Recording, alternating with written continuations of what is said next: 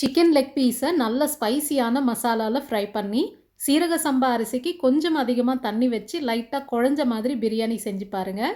அவ்வளோ அட்டகாசமாக இருக்கும். இஞ்சி பூண்டு, சோக் பண்ண ரெட் சில்லிஸ், உப்பு, தயிர் சேர்த்து நல்லா ஸ்மூத்தாக அரைச்சிக்கோங்க. ஒரு ஃபோக் வச்சு சிக்கன் லெக் பீஸை நல்லா குத்தி விடுங்க. அப்போ தான் மசாலாலாம் உள்ளே இறங்கும். 1 ஹவருக்கு மேரினேட் ஆகட்டும். ஒரு ப்ரெஷர் குக்கரில் எண்ணெய், நெய் சேர்த்து வெங்காயம் லைட்டாக கலர் மாறினதும் ஹோல் ஸ்பைசஸ், வெங்காயம் ப்ரௌன் ஆனதும் தக்காளி கூடவே உப்பு சேர்த்து நல்லா கலந்து விடுங்க.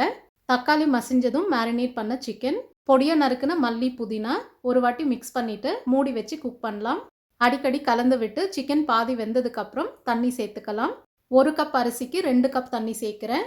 உப்பு செக் பண்ணிவிட்டு தேவைப்பட்டால் சேர்த்துக்கோங்க.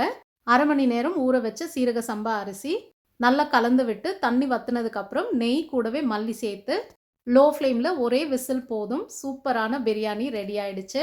இன்க்ரீடியன்ஸ் எல்லாமே டிஸ்கிரிப்ஷனில் கிளியராக கொடுத்துருக்கேன். கண்டிப்பாக ட்ரை பண்ணி பாருங்கள். சிக்கன் பிரியாணி லவர்ஸ்க்கெலாம் இந்த வீடியோவை ஷேர் பண்ணுங்கள். தேங்க்ஸ் ஃபார் வாட்சிங்.